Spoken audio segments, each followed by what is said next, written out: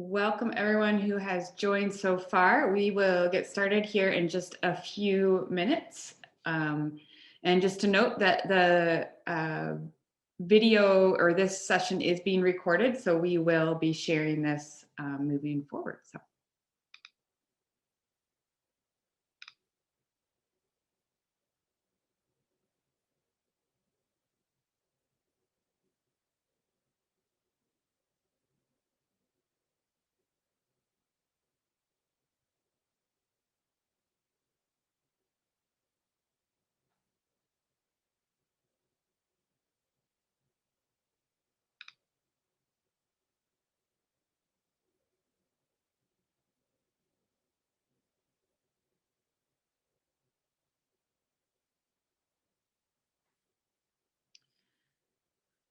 So again, thank you for everyone who has joined us. We'll wait probably about one more minute as we know that individuals kind of join here right at the end, last minute. So.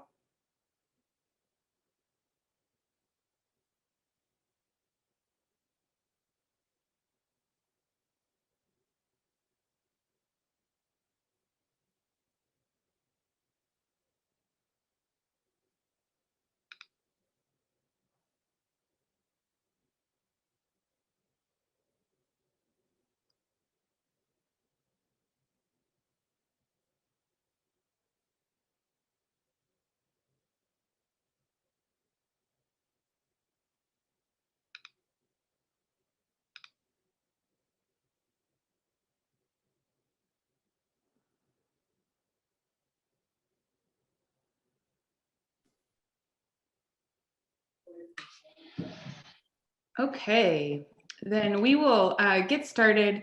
Thank you everyone for joining us for this lunch hour Zoom and Learn. My name is Rebecca Skipper, and I am the Executive Director of Opportunity Thrive and a member of the Holland Human Rights Relations Commission.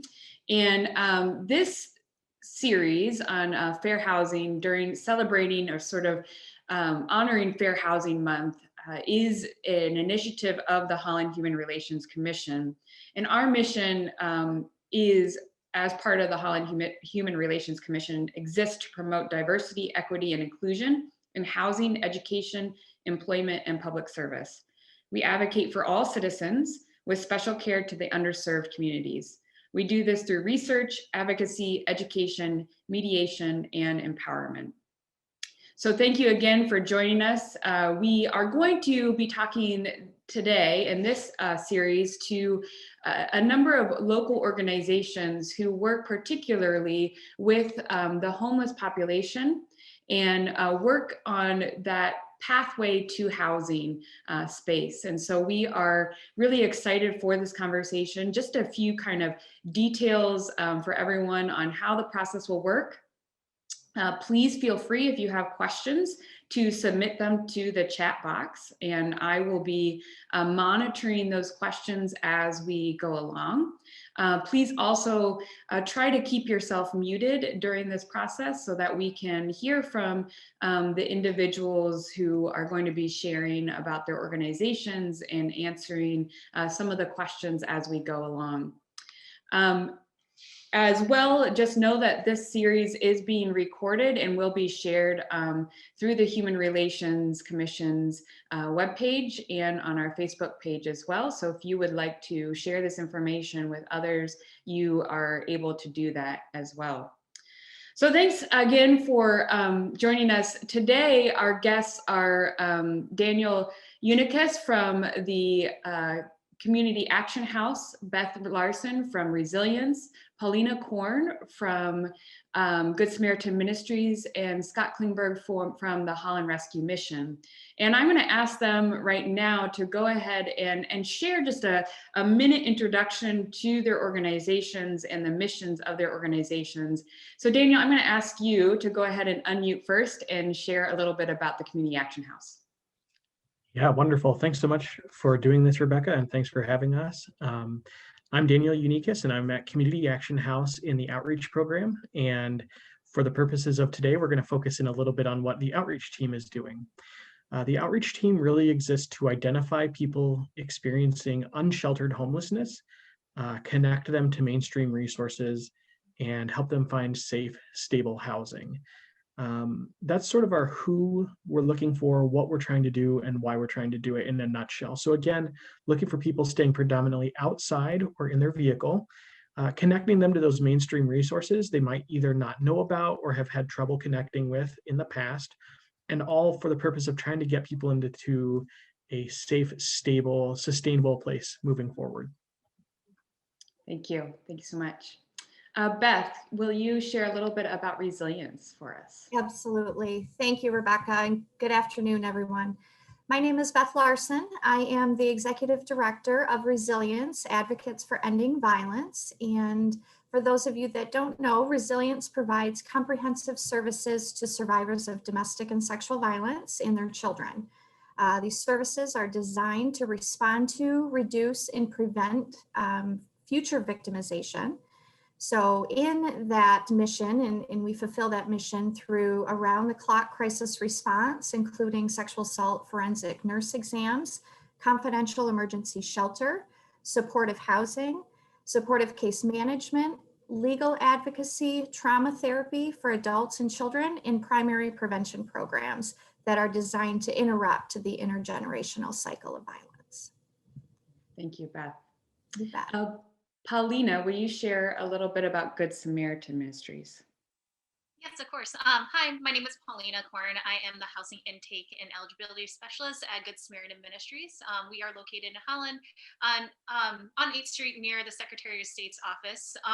A little bit of what we do. So our main mission is, our goal is wanting to end poverty and homelessness in Ottawa County, and also in our community as well too. So our main goal is, we would love to mobilize and our faith-based partners, and especially our community partners as well, like local organizations, and especially going through our community members and their needs, especially with housing in our community.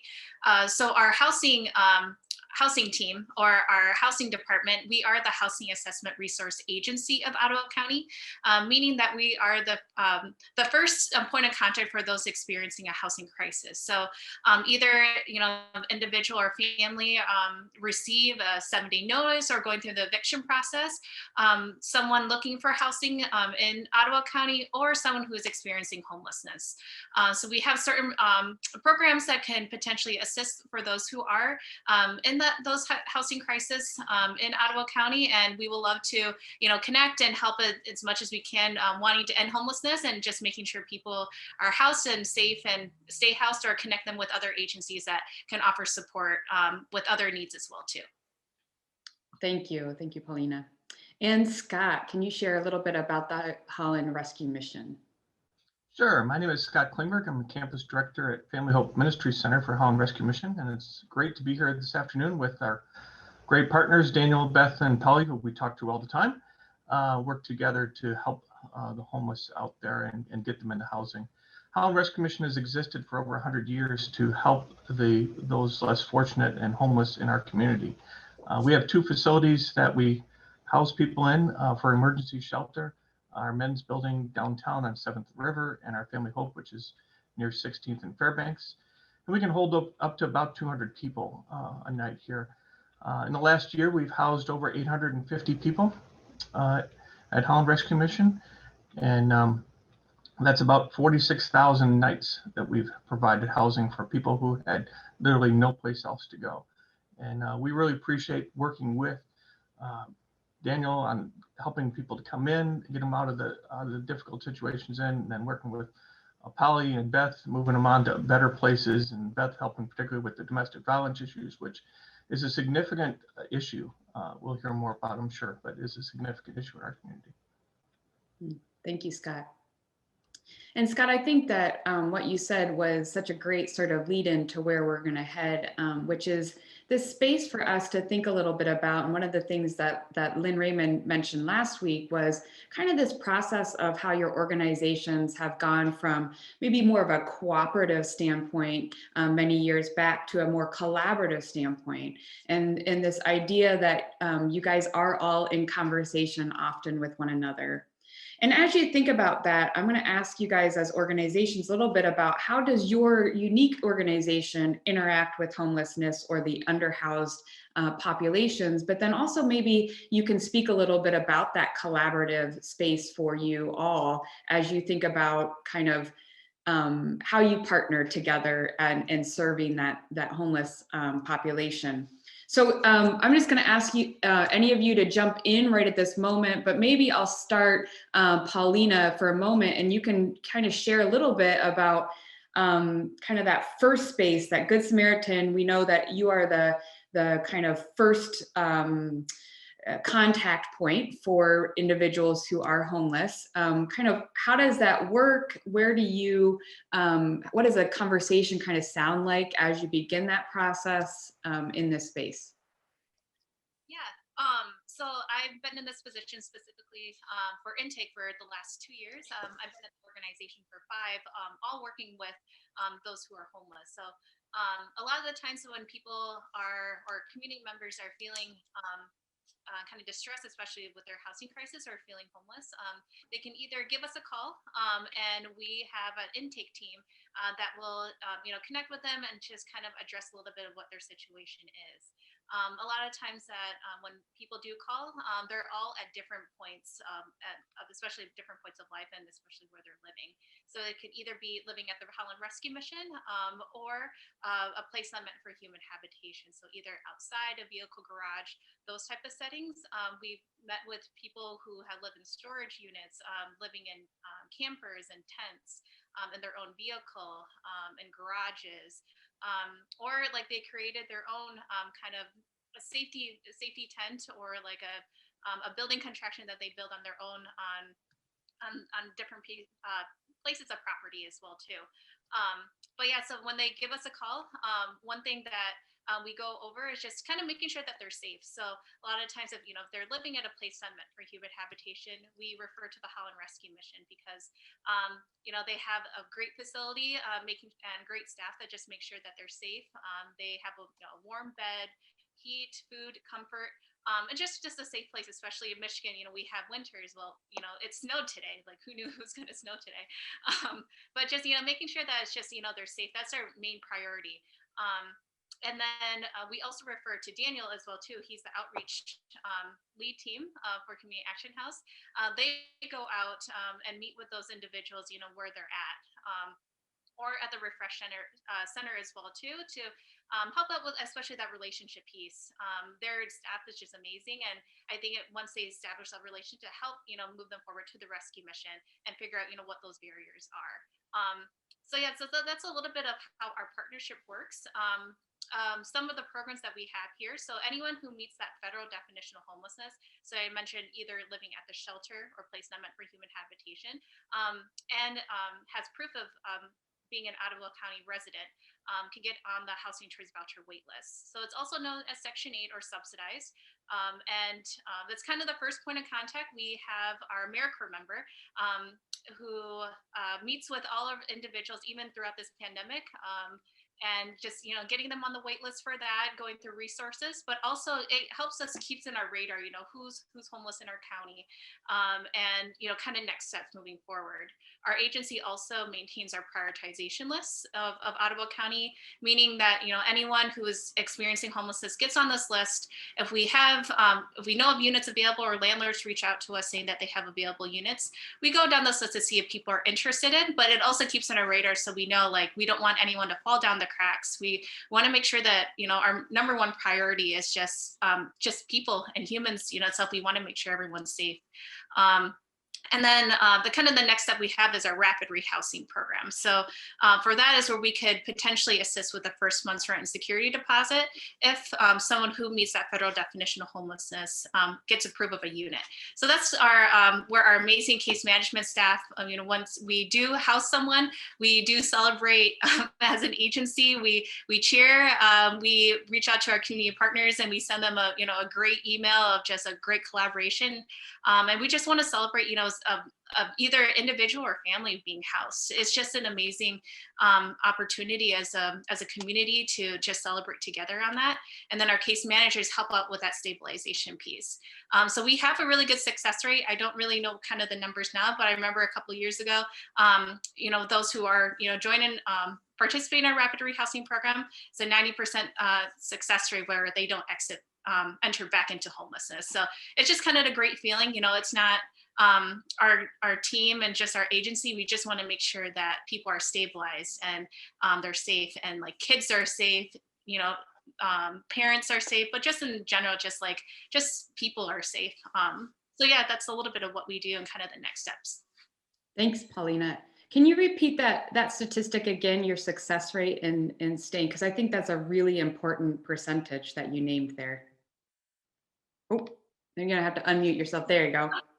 Yeah, so I wish I kind of knew the numbers now, but like a couple years ago, it was like a 90% success rate. And just for me in general, like I do the intake piece. So I do the first point of contact. I get them, where they are housed, and then I pass them over the case managers. So I love to, connect with them and see how people are, and just kind of like the great stories that our case managers share as well too, of like how people are, especially, a parent or individual getting a job, or the kids are having normal lives and can participate in school and participate in extracurricular activities without the sense of living in crisis, and or like trying to figure out when you're the next, where am I going to be living next, and things like that. So it's just an amazing feeling, and just an amazing way to just celebrate with everyone as well too.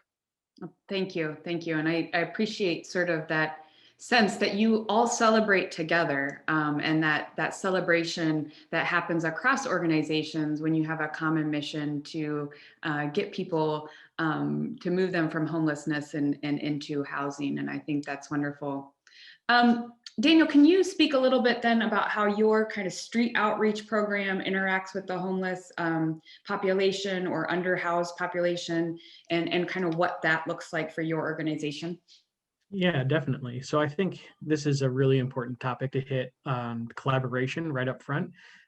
There's a lot of times where the complexity of the situation can feel a little overwhelming, and I'm grateful for the collaborative partners that we have. One of my hopes is that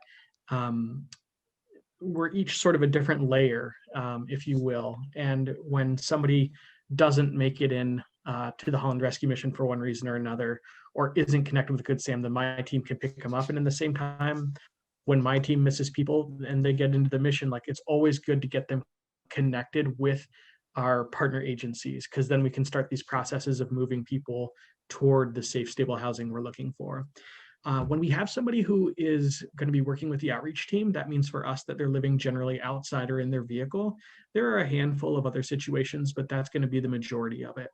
And what we're looking to do there is try to identify, like I said at the beginning, what are these barriers they're experiencing to mainstream services? That could be that they feel they don't belong or they don't fit at the mission, or that could be that they feel that DHS isn't willing to work with them to help them with food stamps.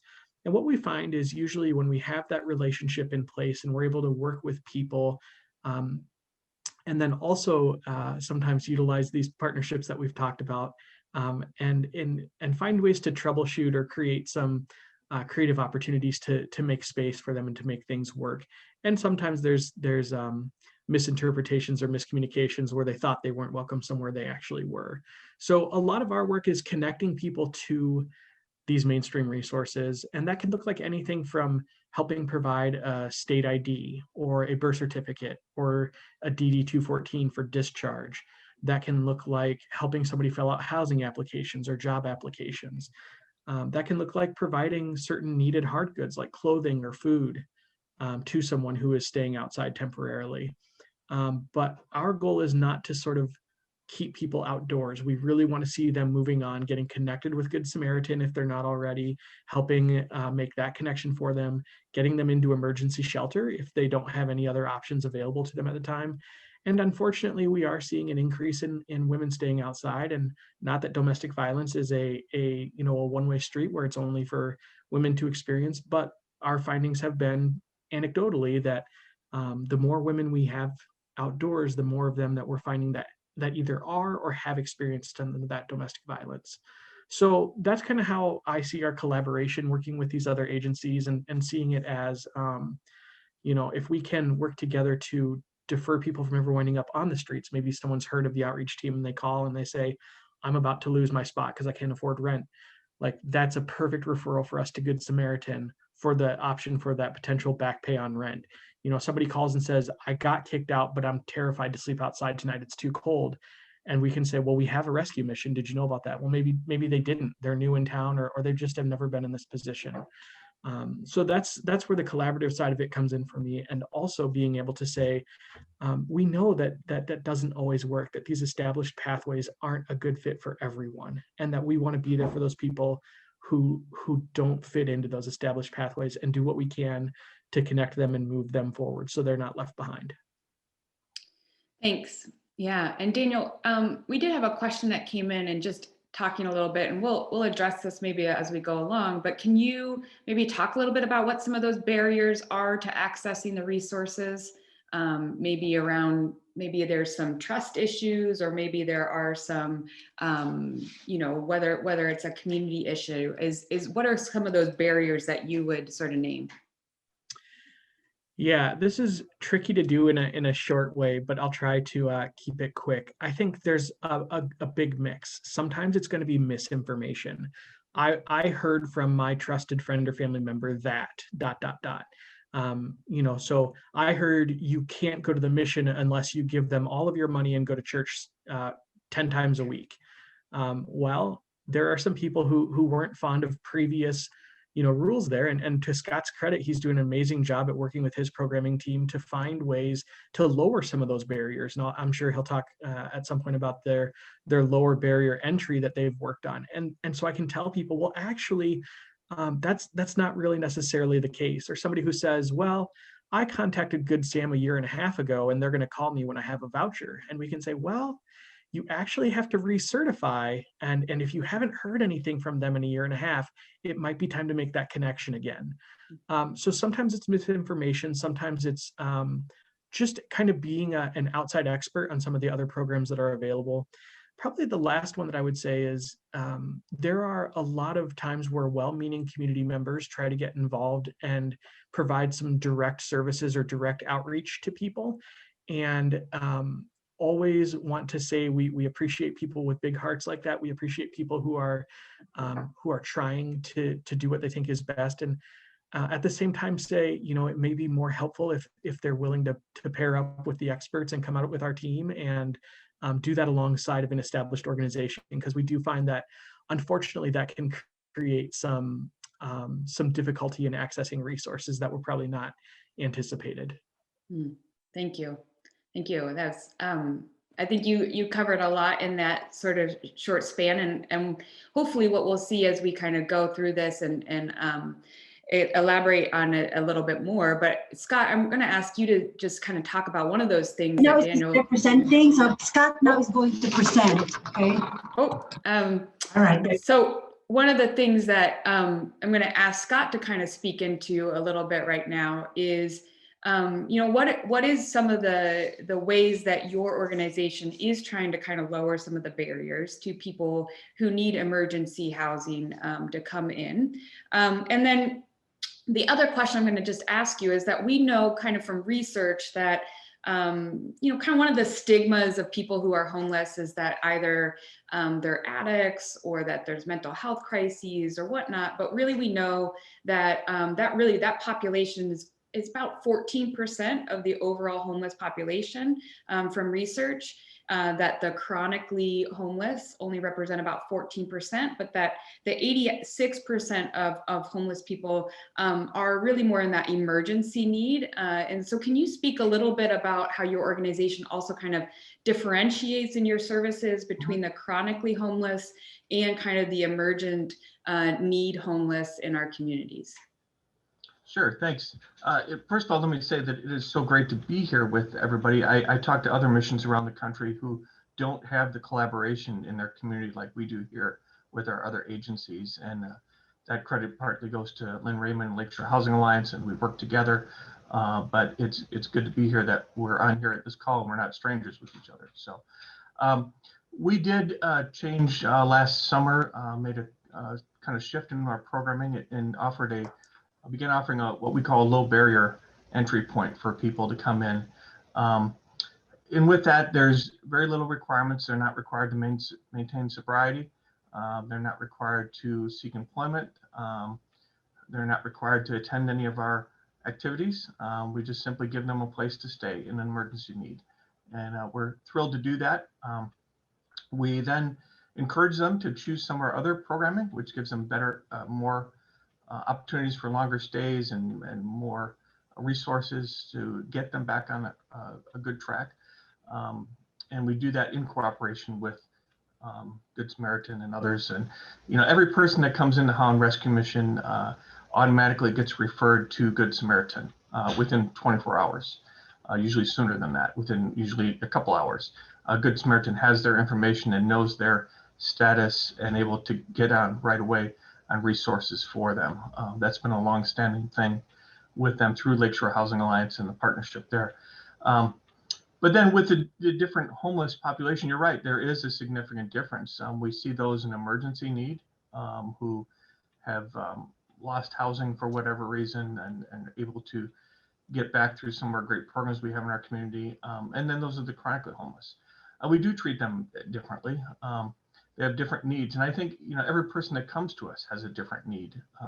It's hard to just categorize them into just some broad categories, but we work a lot trying to get particularly those with mental health needs and significant issues into adult foster care. We work with adult protective services to get them services that they would need if they can't care for themselves. That's a common thing we see. And get them into those resources in our community that are appropriate for them to move forward.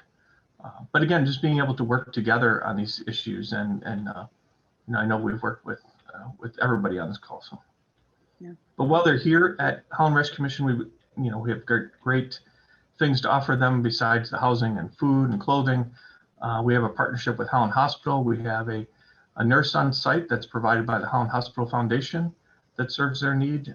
We have just recently in this last year, we've reopened our childcare to be able to offer childcare to those women who have children and need to move forward to be able to gain employment. We work closely with the schools, getting the homeless liaisons in the schools, getting them those resources and arranging transportation for those kids back to their home school and really trying to coordinate services for them. Thank you, Scott. Yeah. Beth, I'm going to kind of shift a little bit to you, because I think probably some people might be curious, like to say, oh, resilience is on this conversation around homelessness. But one of the things Lynn Raymond actually mentioned last week was sort of this uptick in domestic violence over the pandemic and the impact that potentially has on homeless populations. So can you maybe share with us a little bit, both kind of how you've seen the impact of domestic violence during the pandemic, and also kind of, that correlation between homelessness and domestic violence? Absolutely. So just in starting with the correlation between homelessness and domestic violence, I think Daniel did a really good job of introducing this concept to the audience, in that oftentimes when you see a woman, a single woman, or women, who are homeless, there's the statistic is something like 80% of homeless women are homeless as a result of domestic violence. And so we are not, our community mirrors that as well. And so when it relates to the COVID-19 pandemic, and what we are observing is that domestic violence, important to understand, is rooted in power and control. And so abusers who perceive that their power and control is being threatened will often escalate their behaviors, their violent behaviors. And so in ordinary times, we will see this when survivors are making a plan to leave. whether or not they're voicing that openly to their partner or not, we see that violence escalate because there's a perceived gaining of independence that the abuser sees naturally in the course of that relationship. When COVID-19 hit and we faced lockdowns, mask mandates, we were told we couldn't, eat out at restaurants, and we're given all these orders. A lot of abusers perceived that as a loss of control. And so we saw a significant increase in not only the occurrence, but the severity. So we were seeing a lot more indicators of lethality. That one perfect example is strangulation. The prosecutor's office was seeing that mirrored in the cases that were coming across their desk. Law enforcement shared the same concerns. So yes, absolutely is still very much an issue for us. We have a 24-hour helpline, so a lot of individuals who are in need of housing and homeless services, whether they are a survivor of domestic violence or not, often call our helpline. And our first step is to assess for domestic violence and their safety, because we have an emergency shelter in our community, but it can only house 9 families at one time, and we are almost always at capacity. And so in that safety assessment, we will determine if there's those lethality indicators, if they're safe, because it's in a confidential location. We have to designate those spaces for families that don't have a safe alternative. So I think it was Daniel who was mentioning, kind of the word of mouth, the referral system. We have to be very intentional in how we educate the community on what resources we have available, because folks will assume they can call us and get immediate shelter. But if they're not in danger, if they're in danger, we will do everything we can. If we can't get them in our shelter, we will rent alternative space and find ways to safety plan with them to make sure that they're safe, work with other county services. But it can be very frustrating because we are only able to meet probably, I would say, a third of the demand for emergency shelter in our community due to domestic violence. So it is a significant barrier in our community. Thank you. Yes. I appreciate that the sort of you naming right from there the barriers, and I think that's a great spot for us to kind of launch into that conversation. Is maybe what are some of the barriers that you all are seeing, because we know we still have a large population of underhoused individuals or homeless individuals in our community. And I'm wondering if we can kind of share a little bit about why that might be still in existence. Like, why do we still have individuals who are living in, tent cities or whatnot? And also, what are some of the kind of gaps that you're seeing in sort of the resources right now? So I'm going to kind of open it up to everyone in this space. So if you guys want to just kind of all unmute yourself right now, and then you may speak when you see it. So I'd like to jump in on that and just say that for us, we can say that there's probably the most significant barrier that we see is the affordability of housing stock. So as a result of the CARES Act and the other various stimulus legislation, we had an influx of housing dollars into our community. One of the challenges that we're facing is we will have a survivor who, for example, is ready to move and is safe to move out of our emergency shelter, and we have funding to provide rent assistance for a couple of years. But the 2-bedroom apartment that we have identified is $1,300 a month. Mm-hmm. And she says, I can't afford that after your rental assistance is done. So she moves back in with family or another person who is safe. or she moves out of the community. So that for us is our number one challenge of even operationalizing the dollars that we now have. Thank you, Beth. Mm-hmm. Yeah, we'll piggyback as well too. Pauline, can you lean in just a little bit? I think your audio is just a little bit quiet right now. Oh, can you hear me okay? Yep. Okay. Yeah, so I would piggyback off with Beth too. I think for us it's definitely with affordable housing because we also have services or resources, programs as well that can help out with that financial assistance. For those who do get approved of a unit, it's pretty tough. I think, with a lot of the places out there, we do have units or landlords who have reduced rent or subsidized, but it's a long wait list. So we do encourage, community members to still apply and still get on that wait list because there might be a chance that, out of that whole list that maybe, the first top people might not follow through. So then, that individual or family can move on forward with that.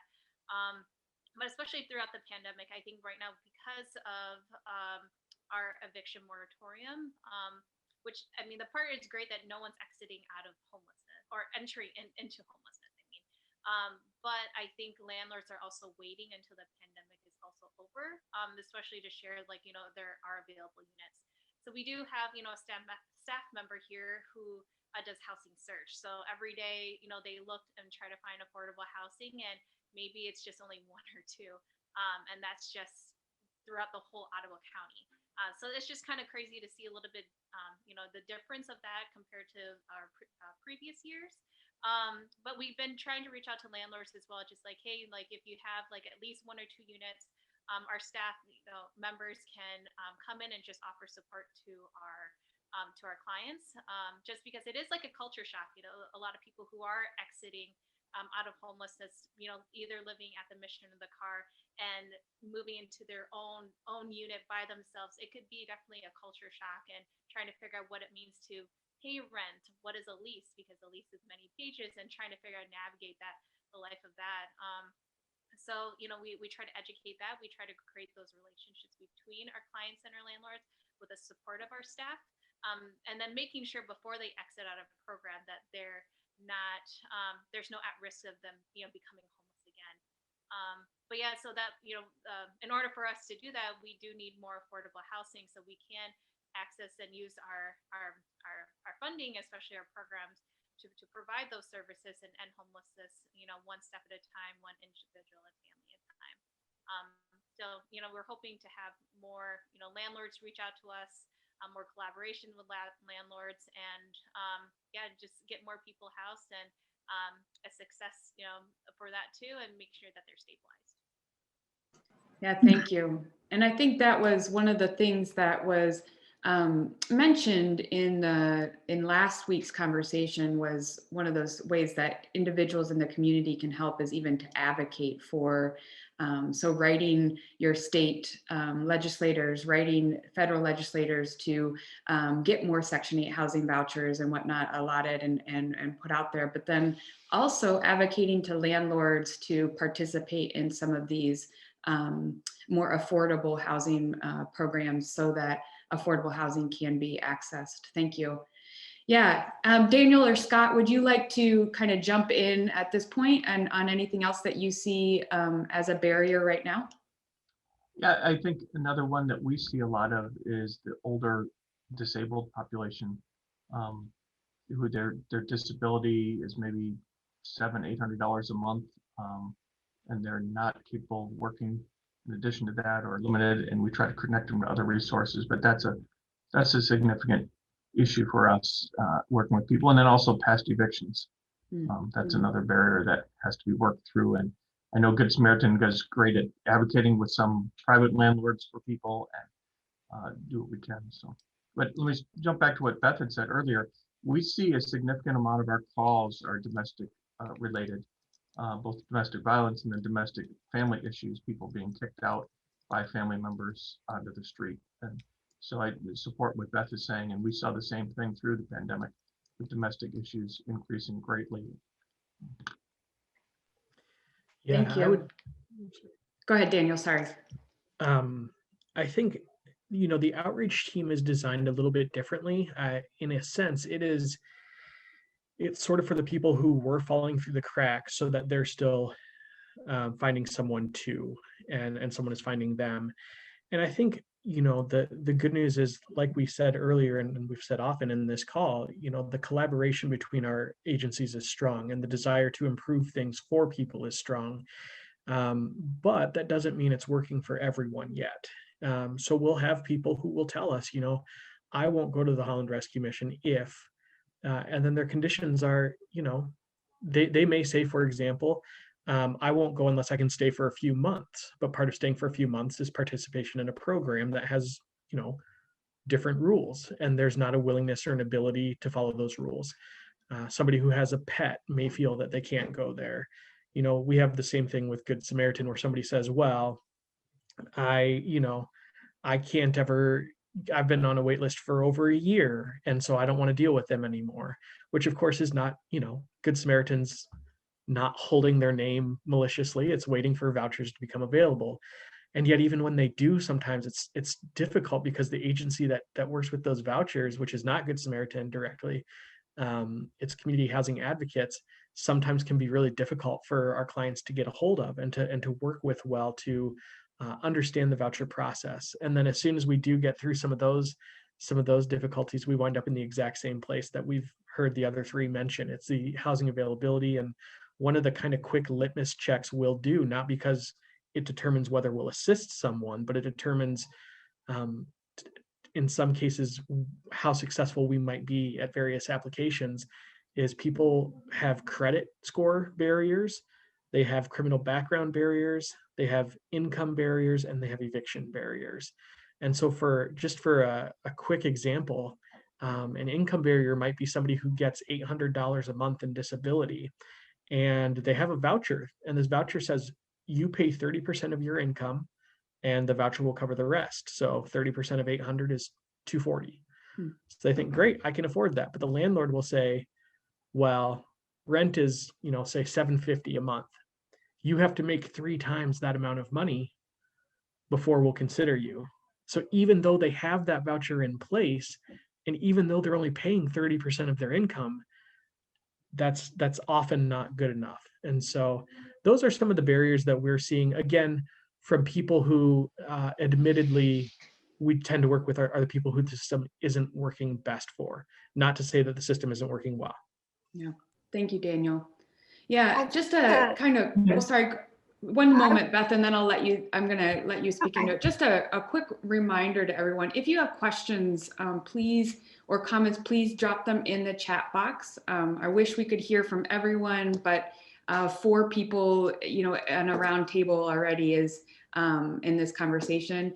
And so just know that we want to hear from everyone. And if you have questions or comments, please add them in. I know that Lifeline Ministries, one of the things that they named in our chat box was just that this language around homelessness, we have to have kind of that differentiation between homeless and displaced. And I think that's a great sort of point to sort of talk about that difference between homelessness and displaced individuals. So thank you, Lifeline Ministries, for adding that in there. Beth, can you, what were you going to say? Sorry. No, that's okay.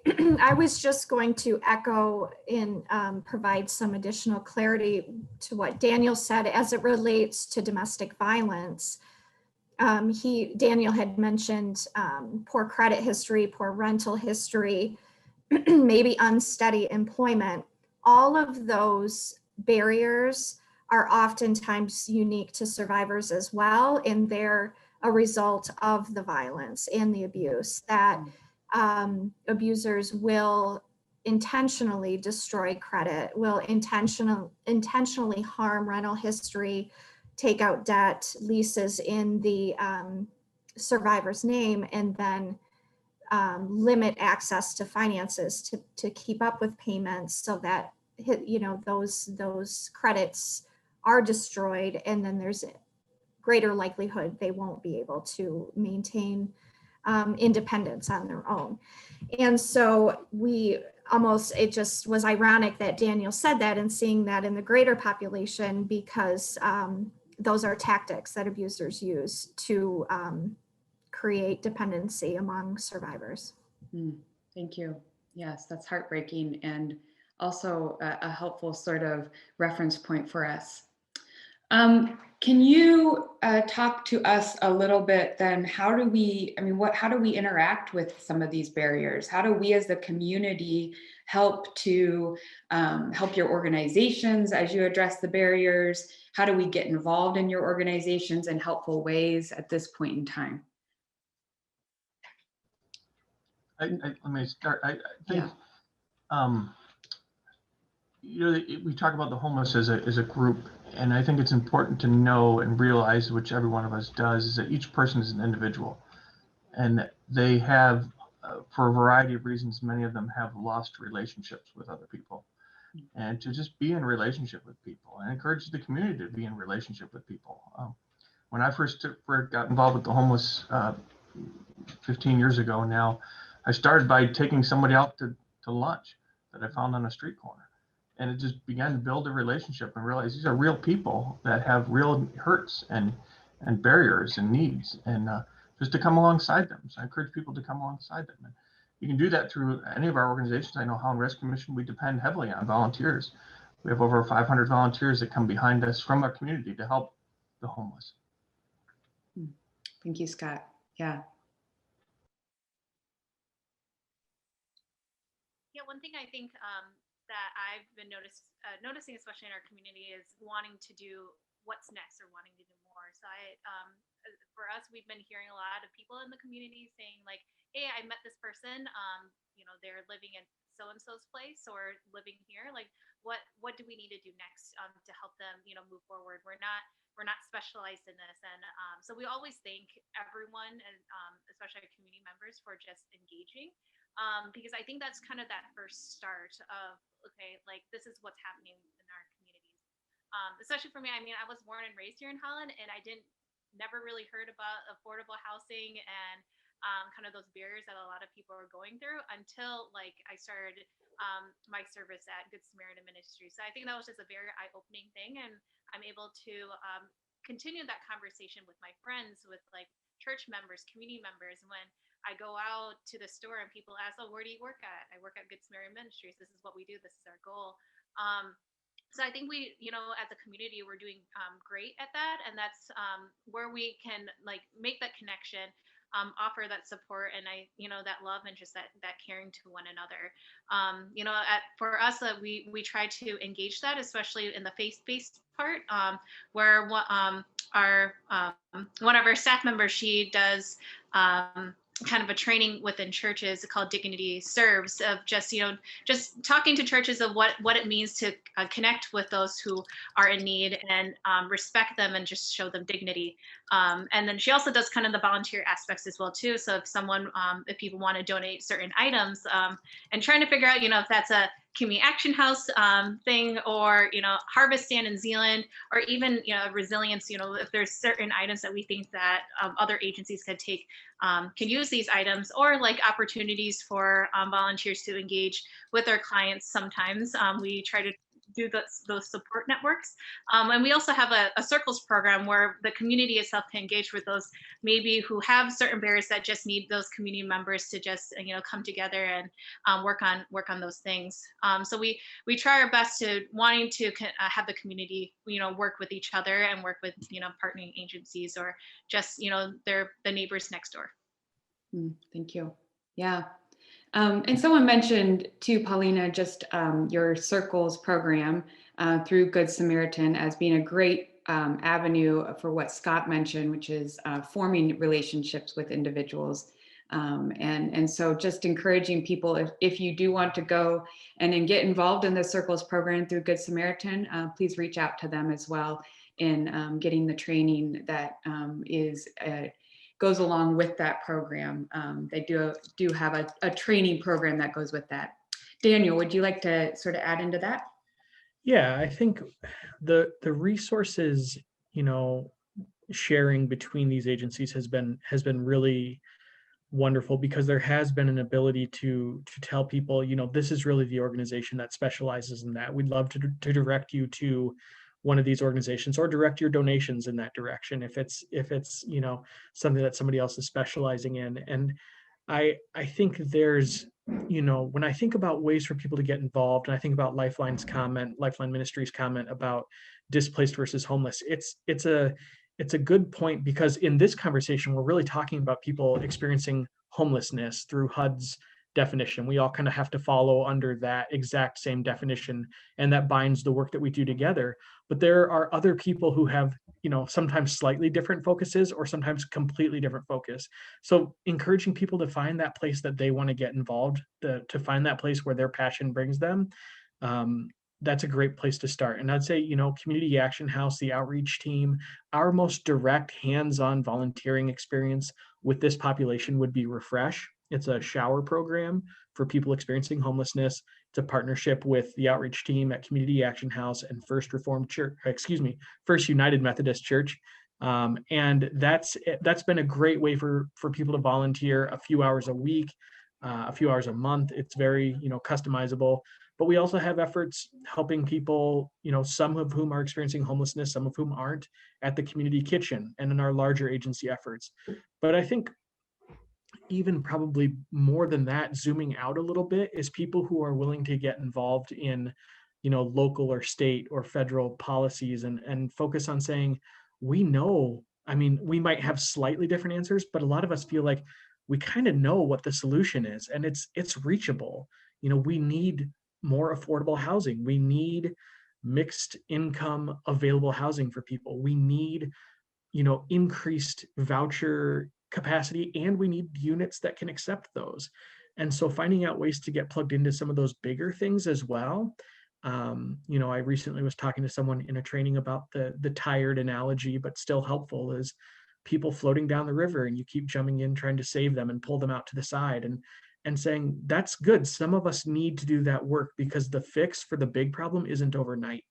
So I'll be there along with my friends on this call trying to jump in. But some of each of our work, and I think some of what we need community help in, is zooming out and saying, how the heck do we stem this? How do we get in front of this and get some of that bigger picture looked at? So whether it's the big picture, whether it's coming to Refresh, whether it's volunteering with one of these other organizations on the call, there's a lot of different ways we need people involved. Yeah, and you got an amen, Daniel, from Lifeline Ministries. So thank you. A question we have from someone is, how do your organizations work with people and wrestle between stewarding independence versus dependence? And maybe we've heard some language, just in general in society, that kind of difference between hand up or hand out. How do you kind of balance or work towards one over the other? Well, for survivors, I would say that a lot of times we assume that folks are wanting a hand out instead of a hand up. And in reality, especially speaking on behalf of survivors who have been controlled and not provided independence, what they want is independence. They want financial independence. They want to feel the pride that comes with being able to support your family in your home, in schooling, and all around. And I think the first thing we have to make sure we do is not make assumptions about the population, and trust that a majority of folks want the same thing. Thank you. Yeah. Anybody else want to speak into that sort of the ways that your organization is balancing that sort of pathway to independence, or I should say the sort of fostering independence versus dependence? I think we try to do that at Holland Rescue Mission. For instance, one of the things, we have a bike program to get people bikes, but we ask them to contribute 4 hours of help around our organization in order to give them a bike, because we don't want them to learn to be dependent on what we do. and to be able to help them to move along to their own independence and to learn how we move forward.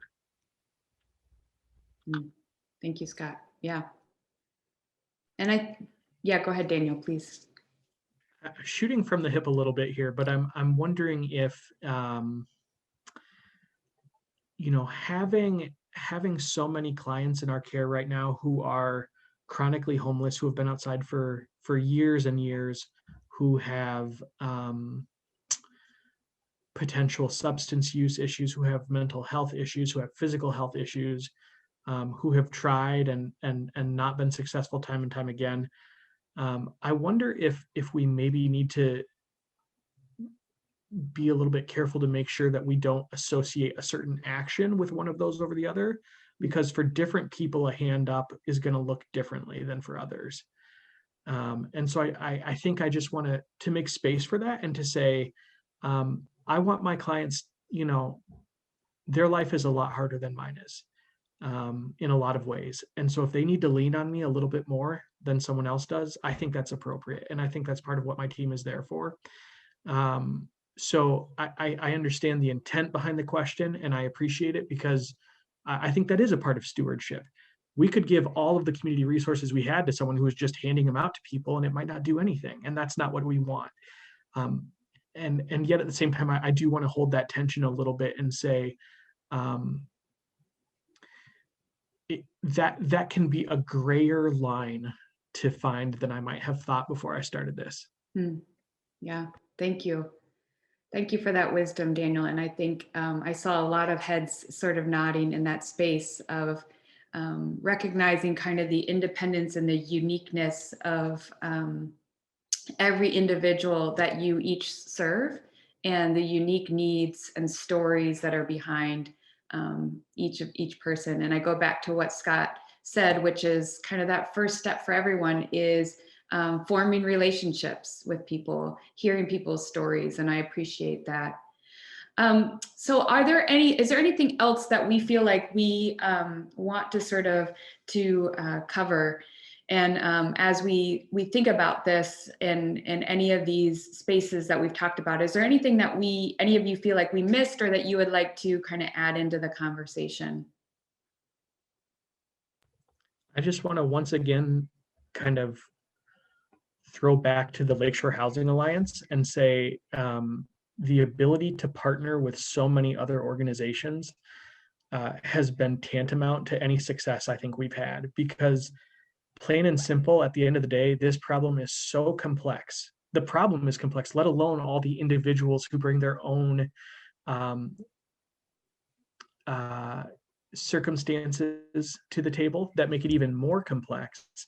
And this is not the kind of work that you can do out on your own. This is not the kind of work you can do without collaborative, cooperative, ongoing partnerships like these 4 organizations hopefully have and are getting even better at every day, let alone other members of the LHA, the Lakeshore Housing Alliance, which is where Lynn, who spoke last week, is the director. So I think that's one of my closing thoughts, is to say the collaborative model that is designed and is being strengthened day in and day out is really, really crucial to doing this work well, to making sustainable change. Thank you, Daniel. I think that's a great place for us to kind of wrap up our time here together, and to push that next week we will be hearing from 3 more individuals as we talk a little bit more about one of the biggest barriers that was named in this conversation, which is affordable housing. And what are some of the proactive ways that our community is trying to address affordable housing? What are some of the big questions that we still have? If you have questions that you would like to ask around affordable housing, please either bring them with you or email the Human Relations Commission at Holland. You can find the email address if you just look on the City of Holland's webpage. And as we sort of close, we just want to say that really our vision as an organization is that we want to be a place where all residents are honored and empowered to become productive members of the community, unhindered by bias, misunderstanding, and conflict. And so we are so happy that we can host these conversations. Please invite other people to join us next week, and know that the recorded versions of these conversations will be online and available for you to pass around. But we believe that fostering these conversations is really at the heart of the work that we do on the Human Relations Commission, because we believe that we want to educate the community, but also create resources and understanding. So thank you again for joining us. Have a great rest of your day.